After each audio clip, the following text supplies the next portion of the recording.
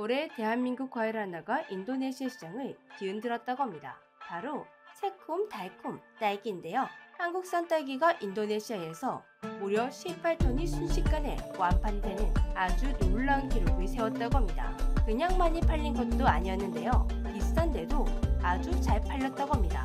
인도네시아 현지에서 한국산 딸기는 330g 한 팩에 만원대 후반에서 2만원대 초반에 판매가 된다고 합니다. 이 가격이면 한국에서도 정말 비싼 편인데요. 딸기가 막 나오기 시작하는 지금 수준이 500g 한 팩에 15,000원대 후반에서 17,000원대 초반이고, 시간이 지나 딸기 수확량이 늘어나면 한국에서도 딸기 500g의 가격이 약 5,000원에서 7,000원대로 안정이 되는데, 인도네시아는 훨씬 더 비싼 가격에 팔리고 있는 것입니다. 그렇다면 혹시 인도네시아 현지에는 딸기가 없어서 아주 생소한 과일이라서 그런가 하는 생각이 들죠. 한국에서 재배되지 않는 과일들은 현지보다 아주 비싼 가격에 팔리고 있습니다. 놀랍게도 인도네시아는 현지에서 생산되는 딸기가 있습니다. 현지산 딸기는 500g에 4,000원대 초반에서 6,000원 후반대에 팔리고 있었는데요. 한국산 딸기가 현지산보다 3배에서 4배 더 비싼 가격인데 완판된 것이었습니다. 전문가들은 이 정도면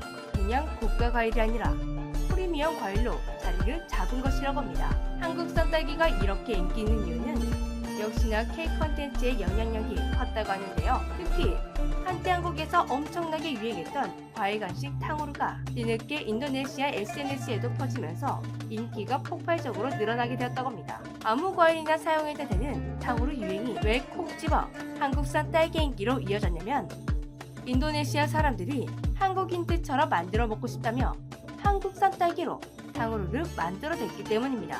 이렇게 무이 들어오는 게 느껴진 딸기의 고장 논산시는 지금 제대로 노르젓는 중입니다. 인도네시아 외식 대기업 보가그룹과 협력하여 브랜드 인지도를 높였고, 인도네시아 현지 지방 정부까지 힘을 보태면서 논산 딸기는 박람회에서 연이 완판 행진을 이어갔습니다. 약 43만 명이 방문한 2025 농산시 농식품 해외 박람회에서 사전 예약 물량까지 포함해 총 18톤이 판매되는 진기록을 세워버렸습니다. 논산시의 백선영 시장은 논산 딸기는 대한민국을 대표하는 국민 딸기로서 글로벌 시장에서 강한 경쟁력을 갖추고 있다며 2027 농산 세계 딸기 산업 엑스포 개최를 통해 논산 딸기의 위상을 세계에 알릴 것이라고 강조했습니다. 소식을 접한 우리나라의 네티즌들은 뿌듯함과 동시에 걱정을 쏟아내고 있었습니다. 요즘 해외에서 한식의 인기가 너무 올라가다 보니 급격히 같이 올라가고 있는 한식 재료들의 가격을 생각하며 걱정이 너울만 됐습니다.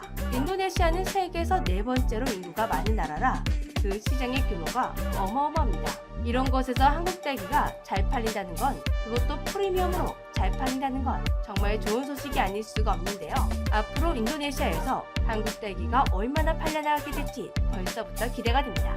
이렇게 한국 딸기가 프리미엄 과일로 이름을 날리는 곳은 한두 곳이 아니었습니다. 홍콩과 싱가포르 등 아세안 지역에서는 MZ들 사이에서 발렌타인데이 등 연인과 선물을 주고받는 날이면 한국산 딸기 하나를 정성스럽게 포장해 주는 트렌드가 생겼다고 합니다.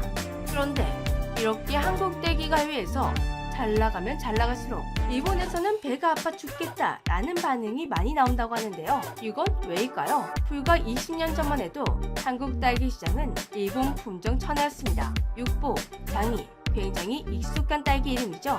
우리가 익숙할 만큼 많이 먹어온 딸기들이 거의 다 일본 딸기였습니다. 한국 딸기 시장에서 일본 품종의 딸기가 차지하고 있는 점유율은 약 90%나 되었죠. 그렇다 보니 매년 막대한 로열티가 일본에 넘어가게 되었습니다. 하지만 일본은 이런 막대한 로열티에도 만족할 수가 없었는지 한국 딸기 시장을 제 손에 쥐고 주무르려 했습니다. 한국 딸기에 수출 제한을 건 것인데요. 일본 품종으로 한국 농가에서 재배한 딸기는 일본에 수출할 수 없다며 수출 제한을 걸어버린 것입니다. 이로 인해 한국 딸기 농가의 수출이 80%나 줄어드는 참사가 벌어지기도 했죠.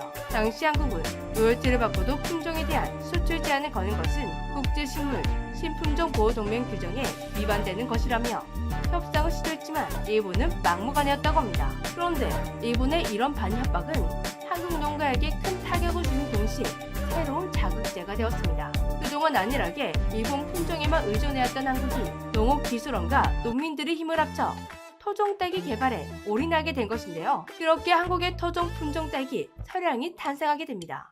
마침내 토종 품종을 얻었지만 서량의 시장은 순탄치 않았다고 합니다. 직접 따서 먹으면 달고 맛있지만 이상하게 유통 과정에서 과정이 물러져 상품성이 떨어졌던 것입니다. 소비자에게 갈 때쯤에는 물로 터진 딸기가 되어버렸는데요. 좌절한 연구팀 앞에 어느 날 한 줄기의 빛과 같은 한마디가 전해졌습니다. 논산 딸기 연구회 회장님이 이런 솔루션을 제시한 것인데요. 딸기가 무르다면 물량을 줄여라. 정말 별거 아닌 솔루션이었지만 이 솔루션은 기적을 만들었다고 합니다. 고작 물을 조금 줄였을 뿐인데 서량이 소비자의 입에 들어갈 때까지 무르지 않고 생생하게 유지가 되었습니다. 알고 보니 우리 품종인 서량은 일본 품종과 달리 물을 적게 줘야 했던 것이었습니다. 아마 시간을 들여 연구했다면 연구진들도 이 사실을 알아냈겠지만 그 시간을 확 단축시켜준 건 역시나 현장에서 딸기를 키워본 회장님의 경험이었습니다. 물을 줄이니 과육이 단단해질 뿐만 아니라 당도까지 높아져 맛은 더 좋아졌다고 하는데요. 그렇게 서량이 탄생한 지 15년이 지난 지금 국내 시장은 한국 딸기 품종 보급률이 96.3%, 순수 한국 딸기 맛이 되어가고 있습니다. 서량이 84.5%, 등실이 4.2%, 죽향이 2.8%로 이제 한국 딸기 시장에서 일본 품종은 거의 사라져가는 상태이죠. 이렇게 한국 시장을 한국에게 다 빼앗긴 일본인데 한국은 자국 시장을 다 차지할 뿐만 아니라 일본의 세계 시장까지 야금야금 빼앗는 중입니다. 서량이 한국뿐만 아니라 홍콩, 싱가포르, 태국, 베트남, 말레이시아 등 세계적으로 큰 인기를 끌고 있고 2020년에는 딸기 수출량이 12배 증가, 일본의 2배가 넘는 수출 실적을 기록하게 되었습니다. 상황이 이렇게 되자 일본은 치졸하게 나왔는데요. 서량을 두고 일본 품종을 뺏겼다 라고 항의하기 시작한 것입니다. 안타깝게도 오랫동안 국내 시장을 일본 품종들이 차지하고 있었다 보니 한국에서도 서량이 일본 품종 아니었나? 라는 슬픈 소문이 돌았습니다. 이렇게 딸기 품종 논란이 최고조에 달한 2018년 사건이 하나 벌어지게 되는데요. 평창 동계올림픽 여자 컬링 한일전에서 일본 대표팀의 주장 후지사와가 한국 딸기가 놀랄 정도로 맛있었다 라고 말한 이 한마디에 일본 열도가 뒤집어진 것입니다. 결국 후지사와가 기자회견에서 일본 딸기를 먹으면서 사과까지 하며 사건이 꽤 커지게 되었는데요. 그런데 이렇게 사건이 커지다 보니 자연스럽게 서량이 홍보되기 시작했는데요. 일본에서는 얼마나 맛있길래 지금 같은 사태가 일어난 건가 싶어 서량 구매율이 올라갔고 한국에서는 서량? 그거 우리나라 딸기였어? 몰랐던 한국인들도 서량이 국산 품종이라는 걸 머릿속에 새기게 되었습니다. 이분이 사건을 키워준 덕분에 서량 홍보가 제대로 되어버린 것이죠. 그리고 찜찜하니 하나 더 짚고 가자면 서량은 절대 일본 품종을 베낀 게 아닙니다. 서량은 일본 품종을 교배해서 만들긴 했지만 흰가루병, 저항성 등 14가지 뚜렷한 차이로 신품종으로 인정받은 자랑스러운 우리의 딸기입니다. 애초에 일본 딸기도 남미 품종을 개량한 것인데요. 국제법에도 품종 개량은 문제가 없다고 고지되어 있습니다. 그런데 일본에게도 나름 이렇게 생떼까지 부려가며 서량을 경계하는 이유가 있었다고 하는데요. 그건 바로 샤인머스켓 때문입니다. 1988년 일본에서 개발된 신품종인 샤인머스켓. 하지만 일본에서 품종 등록을 제때 안 하는 바람에 한국 농가가 종자를 들여와 무료로 재배할 수 있게 되었고 지금은 세계 시장에서 한국이 일본보다 5배나 더 많이 수출하고 있는 상황입니다. 딱 재수는 일본이 돈은 한국이 쓸어 담고 있는 격이었죠. 일본이 샤인머스켓에서 당한 아픔 때문에 서량에 집착하는 것이다 라는 해석이 있다고 하는데요. 그런데 결론적으로 보면 딸기도 나름 일본이 배가 아플 만한 이유가 있는 것 같습니다. 그냥 가만히 로열티만 받아 먹었으면 될걸. 괜히 일본에서 품종으로 갑질하다가 한국을 자극해 서량이 탄생하게 되었으니 말이죠. 전화위복이라는 말이 절로 나는 한국 딸기의 근황이었습니다. 지금 어려움에 처한 분들에게도 서량 같은 달콤한 해결책이 나타나기를 바라며 지금까지 재미쥐였습니다. 안녕.